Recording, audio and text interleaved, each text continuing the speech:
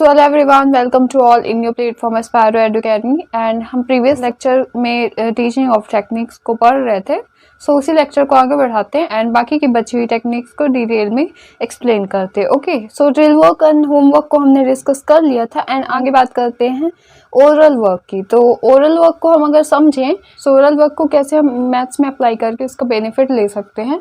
सो maths में oral work interesting ही नहीं बल्कि इफेक्टिव तरीका भी है, खास करके इनिशियल स्टेजेस में, है ना। जब शुरुआती स्टेज में स्टूडेंट रहते हैं, चाइल्ड रहता है, तो उस टाइम पे उनके लिए मैथ्स में जो ओरल वर्क होता है, जो बोल के समझाना होता है, वो काफ़ी इफेक्टिव होता है। बिना बोल के समझाए किसी भी रिटन वर्क को समझ पाना मैथ्स में पॉसिबल नहीं होता है। सो दैट्स वाई ये काफ़ी इंटरेस्टिंग और इफेक्टिव तरीका है। एंड जब हम आई और ईयर का कांटेक्ट होता है तो वो कहीं ज़्यादा इफेक्टिव होता है रिटन वर्क से, है ना। रिटन में बुक में काफ़ी सारे एग्जाम्पल सॉल्व होते हैं, बट जब टीचर एक्सप्लेन करके समझाता है स्टूडेंट को तब उनको ज़्यादा अच्छे से समझ में आता है एंड वो काफ़ी इफेक्टिव तरीका होता है। एंड ओरल वर्क का जो रिज़ल्ट है, हमारा काफ़ी सारा वक्त और काफ़ी सारी कोशिशें बच जाती हैं। दैट मीन्स कि कुछ स्टेप्स जैसे हमारे अगर छूट गए हैं कहीं पे, तो ओरल वर्क के जरिए, जैसे हमने कुछ भी अगर चीज़ें छूट गई, उसको ओरल वर्क के जरिए हम काफ़ी सारी चीज़ों को एक्सप्लेन करके और काफ़ी सारा अपना वक्त भी बचा सकते हैं और काफ़ी सारी कोशिशें भी बचा सकते हैं बोल के, क्योंकि ये टाइम सेविंग है ना। और ओरल वर्क जो है तो हमारी मेंटल कैलकुलेशन में भी हेल्प करता है कि हम माइंड में ही चीज़ों को कैलकुलेट कर लें। हमको रिटर्न में कहीं पे हम अगर कहीं ट्रेवल कर रहे हैं या हमारे पास पेन एंड पेपर नहीं भी है, तब भी हम मेंटल कैलकुलेशन करके हम चीज़ों को समझ पाएँ कि इसका सोल्यूशन क्या होना चाहिए। काफ़ी सारी चीज़ें, है ना। तो ये काफ़ी अच्छा तरीका है। एंड जो ओरल वर्क है, हमें क्विक एंड शॉर्ट, जल्दी और आसान लर्निंग प्रोसेस है ना। काफ़ी fast and easy learning process है, ज़्यादा जल्दी इसका इफेक्ट होता है एंड ओरली चीज़ों को समझ पाना काफ़ी आसान भी होता है स्टूडेंट्स के लिए। एंड ओरल क्वेश्चंस के ज़रिए हम लेसन्स को आसान बना पाते हैं, है ना। इजली कंप्रहेंसिबल और क्लियर जो लर्निंग प्रोसेस होती है, उसमें ओरल क्वेश्चंस के ज़रिए लर्निंग प्रोसेस काफ़ी आसान हो जाती है। काफ़ी सारी चीज़ें हम ओरली पूछ लेते हैं तो स्टूडेंट्स के लिए भी काफ़ी आसान रहता है समझने में, है ना। और चीज़ें बातों बातों में ही समझ में आ जाती हैं, है ना। और ओरल क्वेश्चंस जो है तो वो काफ़ी डिफ़िकल्ट प्रॉब्लम्स को भी आसान मैनर में, बेटर मैनर में, बेहतर तरीके से सॉल्व हो जाती है ना। जो चीज़ें रिटन में समझ में नहीं आ रही हैं बुक्स में, वो उनके समझाने से वो चीज़ें समझ में आ जाती हैं। और लेकिन सबसे ज़रूरी चीज़ ये है कि ओरल प्रोसेस के थ्रू, दैट मीन्स कि जब कोई आपको बोल के समझा रहा है, कोई स्टूडेंट्स को टीचर अगर बोल के समझा रहा है, तो उस टाइम पे ये डिमांड करता है कि दैट मीन्स कि स्टूडेंट अच्छे से टीचर को सुन रहा हो, है ना।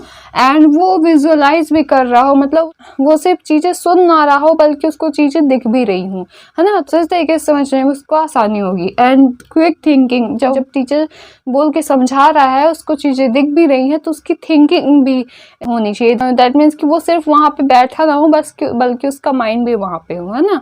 तो ये चीज़ें ज़रूरी हैं। और डिसीजन मेकिंग, वो किसी भी चीज़ को सुनने के बाद वो ये भी समझ पाए कि क्या ये सही है और डिसीजन भी ले पाए, उसके मन में क्वेश्चंस आए और वो काफ़ी सारी प्रॉब्लम्स को खुद विजुअलाइज करके समझ पाए। ये ओरल प्रोसेस का मेन एम है ना। तो इसके लिए ज़रूरी है कि careful listening, visualisation, quick thinking and decision making की पावर चाइल्ड में होनी चाहिए। ओके, एंड जो ओरल वर्क है इससे काफ़ी आसान हो जाता है चाइल्ड की वीकनेस को डिस्कवर करना, है ना। और जब हम किसी स्टूडेंट की वीकनेस को समझ पाते हैं तो उसको सुधारना भी टीचर्स के लिए आसान हो जाता है एंड उसको समय रहते सुधारा जा सकता है ना। सो इस ओरल वर्क के थ्रू कम टाइम में हम बिना एक्स्ट्रा टाइम कंज्यूम किए हम चीज़ों को, मिस्टेक्स को सुधार पाते हैं ना। एंड तो इस तरह से कोई भी न्यू प्रोसेस या कोई भी न्यू मेथड सबसे पहले स्टूडेंट के माइंड में ओरली इंट्रोड्यूस होना चाहिए, है ना। दैट मीन्स कि उसको रिटर्न में देने से पहले उसके माइंड में इंट्रोड्यूस हो जाए, देन उसके बाद रिटर्न में देंगे तो वो काफ़ी अच्छे समझ में आएगा। सो इससे क्या होता है कि चाइल्ड का इंटरेस्ट डेवलप होता है नई चीज़ों को सीखने के लिए। नई चीज़ों के लिए इंटरेस्ट डेवलप होगा तो वो उस चीज़ों को समझने के लिए क्यूरियस होगा। ओके, जब हम ओरल वर्क करते हैं तो रिटर्न वर्क भी उसके साथ साथ होना चाहिए ना। तो ओरल वर्क करने के बाद रिटन वर्क उसके साथ फॉलो होना चाहिए। एंड ये जो फैक्ट है ये तो एडमिटेड ही है। दैट मीन्स कि एक इंसान जब रीडिंग करता है तो उसको फुल मैन बनाती है ना, बिना रीडिंग के कोई भी इंसान पर्याप्त नहीं होता, तो रीडिंग उस इंसान को फुल मैन बनाती है, कॉन्फ्रेंस इंसान को रेडी मैन बनाती है, और राइटिंग इंसान को एग्जैक्ट मैन बनाती है ना। दैट मीन्स कि इंसान के लिए रीडिंग उतनी ज़रूरी है, क्योंकि जब वो सारी चीज़ें जब रीड कर पाएगा तो वो चीज़ों को बेहतर तरीके से अपनी सोच के हिसाब से समझ पाएगा, है ना। And conference ready man, that means कि जब वो प्रैक्टिकली चीज़ों को सीख पाए, खुद लीड करके, खुद स्पीच दे के चीज़ों को समझ पाएगा, तो वो इंसान तैयार रहता है कि हमारे नेक्स्ट टाइम जब भी कहीं पे भी ऐसा फिर से चांस मिलेगा तो वो इंसान तैयार रहता है ना। इन्फ्लुएंस दैट मीन्स कि सोशल पीपल, है ना। एंड राइटिंग एग्जैक्ट मैन बनाती है। दैट मीन्स जैसे इंडस्ट्रीज होती है, कंपनीज होती हैं, तो वहाँ पे इंसान खुद तो जाता नहीं है, सबसे पहले रिटर्न वर्क ही जाता है। तो सारी इन चीज़ों को समझा जाए तो रिटर्न वर्क इंसान को एग्जैक्ट मैन बनाता है। जब इंसान को लिखने का ज्ञान हो जाता है तो वो असल में इंसान हो जाता है ना। दैट मीन्स कि पढ़ना लिखना और लोगों के साथ इंटरेक्ट कर पाने की जब समझ डेवलप हो जाती है तो वो असल में परफेक्ट मैन कहलाता है। सो आगे बात करते हैं इसके एडवांटेजेस और इस टेक्निक के थ्रू हम चाइल्ड की मेमोरी को भी टेस्ट कर सकते हैं। दैट मीन्स कि उसके रिटेंशन पावर कितनी, इस चीज़ का अंदाजा लगाया जा सकता है। ओके। एंड ओरल वर्क के थ्रू जब हम क्वेश्चन पूछते हैं या उसको समझाते हैं या क्वेश्चन पूछते हैं तो वो जब रिप्लाई करेंगे स्टूडेंट्स तो उनको भी अपने आप में कॉन्फिडेंस डेवलप होगा, है ना। तो वो सीखने के लिए वो और भी ज़्यादा उत्सुक होंगे, है ना। तो लर्निंग प्रोसेस के थ्रू ही उनका कॉन्फिडेंस भी डेवलप होता है। एंड जो थिंकिंग, अंडरस्टैंडिंग और इमेजिनेशन पावर है वो चीज़ें भी उसके अंदर डेवलप होती है ना, ताकि वो खुद सोच सके, खुद समझ सके और खुद इमेजिन भी कर सके किसी चीज़ को बनाने में या कोई भी चीज़ कैसे वर्क कर रही है इस चीज़ को समझने में। Okay. And subject matter taught, that means कि प्रीवियसली हमने किसी चैप्टर को स्टूडेंट्स को समझाया एंड उनको उसको क्विकली रिवीजन करने के लिए ओरल वर्क एक बेस्ट मेथड है। ओके। एंड ओरल वर्क के थ्रू हम स्टूडेंट के प्रीवियस नॉलेज को भी चेक कर सकते हैं अगले टॉपिक को पढ़ाने से पहले, कि उसको प्रीवियसली जो हमने टॉपिक टीच किया है तो उसको कितने अच्छे से समझ में आए या फिर कोई डाउट तो नहीं है। तो ये चीज़ें हम ओरल वर्क के थ्रू हम समझ पाते हैं। ओके। एंड स्टूडेंट्स जो हैं तो मोर अटेंटिव, दैट मीन्स कि काफ़ी वो केयरफुल हो जाते हैं कि किसी भी टाइम पे उनको किसी भी क्वेश्चन का आंसर देना पड़ सकता है। सो ओरल वर्क के थ्रू स्टूडेंट्स का अटेंशन ग्रास्प करना एंड चीज़ों को बेहतर अंडरस्टैंड करने में ये हेल्प करता है ना। सो ये है इसके एडवांटेजेस। एंड बात करते हैं ओरल वर्क के डिसएडवांटेजेस के बारे में।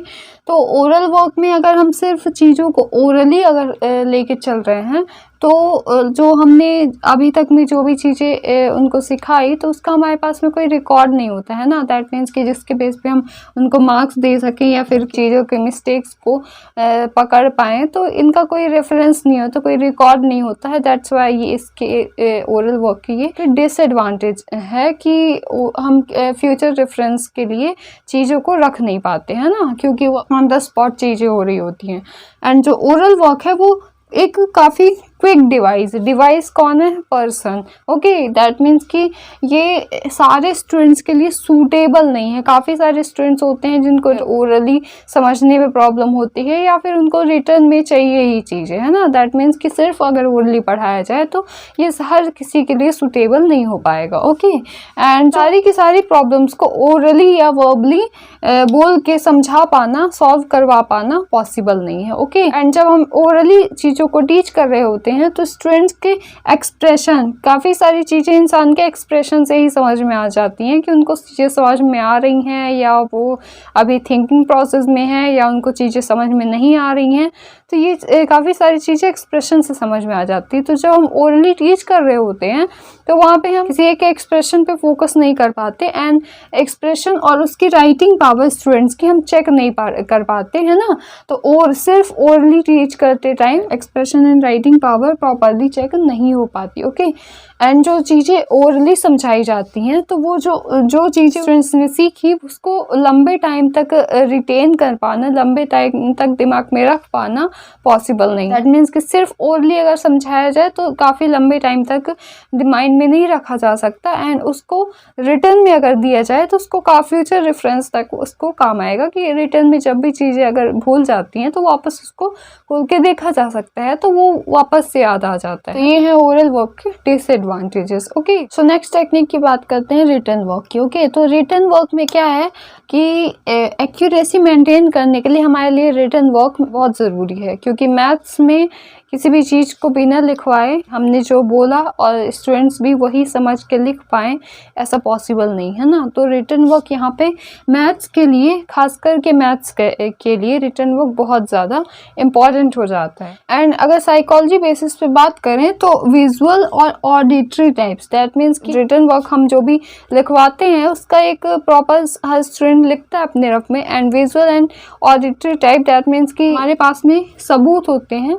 ये सब इसके एग्जाम्पल्स हैं कि सिर्फ ओरल वर्क स्टूडेंट्स को बेनिफिट नहीं कर रहा है, दैट्स वाई हमें रिटर्न वर्क की ज़रूरत है। ओके, एंड ज़रूरी है कि जब भी ओरली टीच किया जाए तो उस रिटर्न वर्क के साथ उसको सप्लीमेंट भी किया जाए। दैट मीन्स कि ओरल वर्क बोल बोल के समझाना एंड देन उसके बाद रिटर्न वर्क भी करवाना चाहिए, सो दैट्स वाई स्टूडेंट्स को अच्छे से समझ में आएगा, है ना।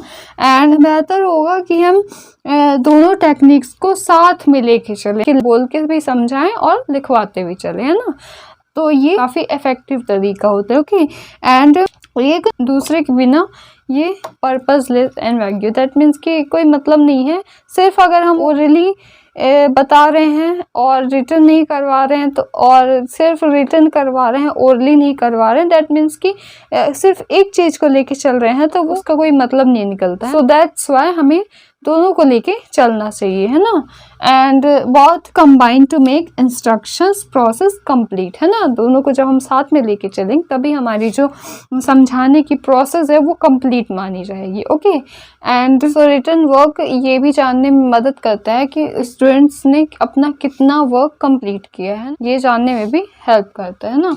एंड जो रिटर्न वर्क है इससे ये भी पता चलता है कि हमने जो चीज़ें ओरली टीच की वो स्टूडेंट्स को कितनी अच्छे से समझ में आई, है ना। तो इसको भी टेस्ट करने के लिए रिटर्न वर्क हमारा हेल्पफुल है। रिटर्न वर्क स्टूडेंट को प्रॉपर रूल्स, प्रोसेस और प्रिंसिपल्स को फॉलो करते हुए वर्क को कंप्लीट करने के लिए इनेबल करता है। ओरली चीज़ें टीच कर देना दैट मीन्स कि उनको समझ में तो आ गया, लेकिन रिटर्न में जब वो प्रॉपर रूल्स एक स्टेप बाय स्टेप ही चीज़ों को लिखेंगे तो ही उनका रिटर्न वर्क कंप्लीट माना जाएगा, है ना। दैट मीन्स कि उन्हें प्रॉपर रूल्स, प्रोसेस और प्रिंसिपल्स के अकॉर्डिंग वर्क करने के लायक बनाता है ना। तो ये है रिटर्न वर्क। बात करते हैं इसके एडवांटेजेस के बारे में।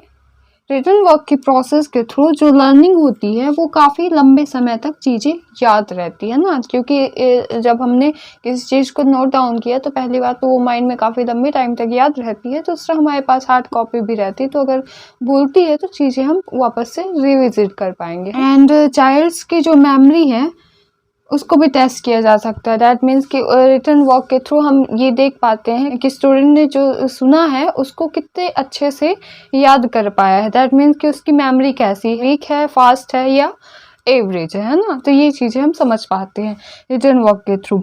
एंड रिटर्न वर्क में स्टूडेंट के एक्सप्रेशन एंड राइटिंग पावर, है ना। स्टूडेंट के एक्सप्रेशन दैट मीन्स कि उसको चीज़ समझ में आ रही है या नहीं, वो एक्सप्रेशन हम प्रॉपरली चेक कर पाते हैं। एंड उसकी राइटिंग पावर कि उसकी लिखने की स्पीड कैसी है एंड चीज़ों को वो लिख पाता है, राइटिंग उसकी कैसी है, वो चीज़ें भी प्रॉपरली चेक हो पाती हैं रिटर्न वर्क में। ओके, एंड कॉन्फिडेंस भी इस प्रोसेस के थ्रू डेवलप होता है। जब चीज़ें इंसान को आने लगती हैं तो कॉन्फिडेंस तो इंसान में डेवलप होता ही है ना।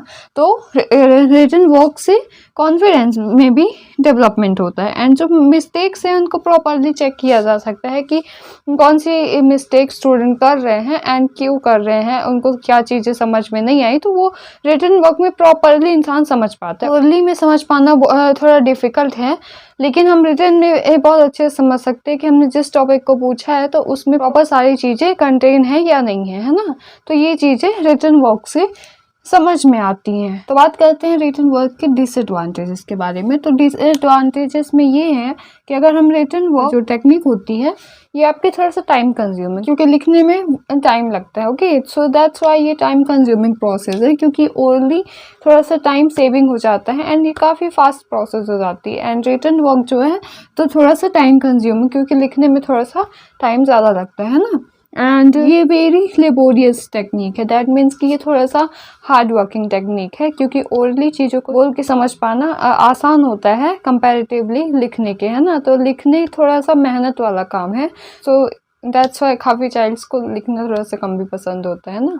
तो writing is a written work थोड़ा सा लेबोरियस टेक्निक भी है, लेकिन ये बिगिनर्स के लिए सूटेबल नहीं है। क्यों? Because learning tables and countings, है ना, टेबल्स होती हैं एंड जो काउंटिंग्स होती है उनको लर्न करने के लिए हमें ओरली चीज़ों को मेमोराइज करना पड़ेगा, है ना। तो that's why done more effectively by proper drill work, है ना। दैट मीन्स कि लर्निंग बाई डूइंग टेक्निक यहाँ पे काम आएंगी जब हम टेबल्स एंड काउंटिंग्स को पढ़ रहे होंगे। तो इस टाइम पे ये स्टार्टिंग के फेज में ड्रिल वर्क काम आता है, देन उसके बाद ओरल काम आता है, देन उसके बाद रिटन काम आता है ना। So that's why written work beginners के लिए सूटेबल नहीं है, ये इसका डिसएडवांटेजेस है। And learning by this technique can't be carried out independently, that means कि चाइल्ड के लिए इंडिपेंडेंटली लिखवाना पॉसिबल नहीं है। उसको पहले जब टीचर लिख के देगा तो वो तब उस चीज़ को वो दोबारा लिख पाएगा, है ना। सो दैट्स वाई ये इंडिपेंडेंटली पॉसिबल नहीं है। And before writing oral instructions must, क्योंकि ये इंडिपेंडेंटली पॉसिबल नहीं है, दैट्स वाई कि बिफोर राइटिंग ओरल इंस्ट्रक्शन ज़रूरी है। हम किसी भी चीज़ को लिखने से पहले ओरली उस चीज़ को पहले इंटरेस्ट क्रिएट करें, देन उसके बाद उसको समझा दें एंड देन उसके बाद हम रिटन वर्क करवाएं, तो ये टेक्निक इफेक्टिव होगी। सो दैट्स वाई ये इसका डिसएडवांटेज है कि ये इंडिपेंडेंटली कैरिड आउट नहीं हो सकती, है ना। एंड ये सूटेबल नहीं है स्पेशली फिजिकली हैंडीकैप्ड स्टूडेंट्स के लिए। काफ़ी सारे चाइल्ड्स होते हैं जो फिजिकली हैंडीकैप्ड होते हैं, किसी का हाथ प्रॉपर वर्क नहीं कर रहा, किसी का पैर प्रॉपर वर्क नहीं कर रहा। सो दैट्स वाई उन स्टूडेंट्स के लिए थोड़ा सा प्रॉब्लम होती है कि उनको लिख पाने में दिक्कत होती है ना। तो इसीलिए ये जो रिटन वर्क है ये फिजिकली हैंडीकैप्ड स्टूडेंट्स के लिए सूटेबल नहीं है। उनको ओरली चीज़ें समझाई जा सकती हैं, ड्रिल वर्क के थ्रू समझाई जा सकती हैं। रिटन वर्क से अगर उनका हैंड प्रॉपर वर्क नहीं कर रहा तो थोड़ा सा उनके लिए चैलेंजिंग हो जाता है ना। सो ये इसके डिसएडवांटेजेस है। सो नेक्स्ट टेक्निक की बात करते हैं ग्रुप वर्क की। ग्रुप वर्क दैट मीन्स की टीम वर्क है एंड मैथ्स में काफ़ी ज़्यादा स्कोप है ग्रुप वर्क का, क्योंकि क्लासरूम में जब एक्सप्लेन किया जाता है तो कुछ टाइम बाद चीज़ें भूलने लगती हैं एंड वहाँ पे ग्रुप वर्क काफ़ी हेल्पफुल होता है कि चीज़ें याद रखने में, है ना। तो यहाँ पे काफ़ी ज़्यादा स्कोप है मैथ्स में। इन केस जब टीचर एक्टिविटीज़ के थ्रू, प्रोजेक्ट्स के थ्रू, असाइनमेंट के थ्रू, प्रैक्टिकल वर्क के थ्रू जब टीच करता है तो उस टाइम पे स्टूडेंट को कई सारी ऐसी अपॉर्चुनिटी मिलती है जहाँ पे वो ग्रुप वर्क करते हैं। जैसे कोई भी एक्टिविटीज़ करवाई जाएगी तो सारे स्टूडेंट्स इन्वॉल्व होंगे, है ना। प्रोजेक्ट दिया जाएगा तब भी स्टूडेंट्स डिस्कस करेंगे, है ना। एंड असाइनमेंट दिया जाएगा, प्रैक्टिकल वर्क दिया जाएगा तब भी एक दूसरे से वो डिस्कस करेंगे, है ना। तो इस टाइप से काफ़ी सारी उनको अपॉर्चुनिटी मिलती है ग्रुप वर्क से। एंड अर्लियर जो स्ट्रेटजीज हैं जो हमने प्रीवियसली पढ़ी हैं ओरल या ड्रिल वर्क, तो उनको भी जनरली ग्रुप वर्क में कंडक्ट कराया जाता है। एंड ग्रुप वर्क बेनिफिशियल है हर टाइप के स्टूडेंट्स के लिए। मीन्स कि जैसे रिटन सबके लिए बेनिफिशियल नहीं था, लेकिन यहाँ पे जो ग्रुप वर्क है यहाँ पे हर स्टूडेंट के लिए, हर टाइप के स्टूडेंट के लिए काफ़ी बेनिफिशियल है। एंड एट प्रेजेंट बहुत सारे टीचर्स जो हैं ग्रुप वर्क को यूज़ करते हैं काफ़ी सारी प्रॉब्लम्स को, इश्यूज को डिस्कस करने के लिए, है ना, अपने स्टूडेंट्स के साथ। तो है जैसे ग्लोबल वार्मिंग की समस्या है, काफ़ी सारे और भी टॉपिक्स, तो अगर डिस्कस करना है तो ग्रुप वर्क काफ़ी अच्छा तरीका है ना। तो ये टेक्निक भी काफ़ी यूज़फुल है टीच करने के लिए। एंड ग्रुप वर्क से स्टूडेंट्स की एबिलिटी भी इंक्रीज होती है, खुद की चीज़ों को दूसरे से शेयर करना, तो अपनी मिस्टेक्स पता चलती हैं एंड दूसरों की अच्छी चीज़ों से सीखना, तो इससे इनकी एबिलिटी भी इंक्रीज होती है। एंड ये जो है तो ये मोस्ट इम्पॉर्टेंट टीचिंग टेक्निक्स में से एक है ना, मैथ्स की टीचिंग के लिए इम्पॉर्टेंट टीचिंग में से एक मेथड। एंड इसकी कैरेक्टरिस्टिक्स की बात करें, अगर इनके ग्रुप वर्क की विशेषताओं की बात करें तो यहाँ पे ग्रुप होमोजीनियस होना चाहिए। होमोजीनियस दैट मीन्स कि एक ही टाइप का ग्रुप होना चाहिए। इन matter of intelligence and achievement level, students का इंटेलिजेंस लेवल एक जैसा होना चाहिए एंड उनका अचीवमेंट लेवल भी एक जैसा होना चाहिए। दैट मीन्स किसी 5th के स्टूडेंट को 10th के स्टूडेंट से कंपेयर नहीं कर सकते है ना। दैट मीन्स कि वहाँ पे सिर्फ जब आप ग्रुप वर्क कर रहे हैं तो 5th क्लास के स्टूडेंट्स होने चाहिए है ना। उनका इंटेलिजेंस लेवल एक जैसा होना चाहिए, उनका बुद्धि का जो स्तर है वो एक समान होना चाहिए। एंड जब 10th के स्टूडेंट को ग्रुप वर्क करवा रहे हैं तो वहाँ पे सिर्फ 10th के स्टूडेंट्स होने चाहिए है ना। एंड एक कहावत तो है ही, 2 heads आर बेटर देन 1 है ना। दैट मीन्स कि 2 सर एक सर से बेहतर ही होते हैं। दैट मीन्स कि एक का माइंड चलेगा तो वहाँ पे हो सकता है सोल्यूशन ना निकले, बट जब 2 लोगों का माइंड चलेगा तो हो सकता है कुछ ना कुछ सोल्यूशन निकलेगा है ना। दैट मीन्स कि 2 heads आर बेटर देन 1 है ना, 1 head। एंड ग्रुप वर्क से ओपिनियंस और आइडियाज एक्सचेंज होते हैं, can take place efficient. Ideas, काफ़ी सारे विचार एंड काफ़ी सारे ओपिनियंस एक्सचेंज होते हैं तो खुद को भी एक नई चीज़ सीखने एंड सोचने का चांस मिलता है ना। And it makes competitive cooperation amongst group members. यहाँ पे कॉम्पिटिटिव कोऑपरेशन दैट मीन्स कि हम कंपटीशन में कभी नेगेटिव थॉट बनाने लगते हैं एंड कई बार स्टूडेंट्स एक दूसरे से जलने लगते हैं ना। तो यहाँ कॉपरेशन का जो इमोशन है वो उनके अंदर भी इनकलकेट हो पाएगा एंड लोगों के साथ कोऑपरेट करने की हैबिट भी स्टूडेंट्स में डेवलप होगी। एंड कुछ और कैरेक्टरिस्टिक्स की बात करें तो utilization of experience and learning from one another, एक दूसरे की हम एक्सपीरियंसेस एंड एक दूसरे की लर्निंग से हम सीख पाए। दैट्स वाई स्टूडेंट को ग्रुप वर्क कराया जाता है ना, ताकि वो एक दूसरे के एक्सपीरियंसेस से, अनुभवों से सीख सके है ना। एंड जो बेस्ट एज है जिसको ग्रुप वर्क से प्रॉफिट होगा वो है 8 to 12 years, 6 to 8th class तक के स्टूडेंट्स है ना, उनको ग्रुप वर्क से काफ़ी बेनिफिट होता है ना। एंड जो पर्पस है ग्रुप वर्क का वो मस्ट बी एडिक्वेटली क्लियर है ना। तो पर्याप्त रूप से ये स्पष्ट है कि ग्रुप वर्क का पर्पस कंप्लीट होता है जब स्टूडेंट्स को चीज़ें समझ में आती है, एक दूसरे से सीखने का चांस मिलता है एंड उनको नए ओपिनियंस, थॉट्स का डेवलपमेंट होता है ना। ओवरऑल चाइल्ड का डेवलपमेंट होता है। एंड कुछ इम्पॉर्टेंट कंस्टिट्यूएंट्स की बात करें ग्रुप वर्क के लिए, जो सबसे ज़्यादा ज़रूरी कंपोनेंट्स हैं जिससे मिलके पूरा ग्रुप बना हुआ होता है, तो वो है एक टीचर, प्रॉब्लम, कंटेंट, ग्रुप और इवैल्यूएशन है ना। दैट मीन्स कि टीचर जो कि एक्सप्लेन करेगा चीज़ों को, एंड प्रॉब्लम दैट मीन्स कि जैसे ग्लोबल वार्मिंग की प्रॉब्लम है, एनवायरनमेंट की प्रॉब्लम है, तो उन चीज़ों को जो डिस्कस करना है तो वो हमें प्रॉब्लम क्लियर होनी चाहिए कि कौन किस प्रॉब्लम पे हमें बात करना है ग्रुप पे है ना। एंड कंटेंट कि हमें उस प्रॉब्लम के ऊपर हमें क्या क्या बात करनी है ना, किन किन टॉपिक को हमें कवर करना है, वो हमारा कंटेंट कहलाएगा। एंड ग्रुप दैट मीन्स कि किस एज ग्रुप के साथ डिस्कशन करना है, वो उस चीज़ को समझने के लिए किस टाइप के का हमारा ग्रुप होना चाहिए है ना। एंड इवैल्यूएशन कि हमारे डिस्कशन के बाद क्या निष्कर्ष निकलता है, क्या चीज़ें निकल के आती हैं, वो चीज़ें भी समझ में आनी चाहिए है ना। दैट मीन्स कि teacher, problem, content, group and evaluation, इन सारी चीज़ों से मिलके हमारा ग्रुप वर्क बना होता है ना। एंड ये सारी चीज़ें जब क्लियर होती हैं तभी हमारे ग्रुप वर्क का असली इवैल्यूएशन हो पाता है ना, एंड उसका रिजल्ट निकल पाता है। सो ये था आज का लेक्चर एंड आई होप कि आपको ये लेक्चर पसंद आया होगा। एंड आगे की आने वाली वीडियोस में हम और भी टॉपिक्स को डिस्कस करेंगे। So keep watching, keep connected with us and for more lectures like that don't forget to like and subscribe. Keep watching, keep connected with us. See you in the next videos.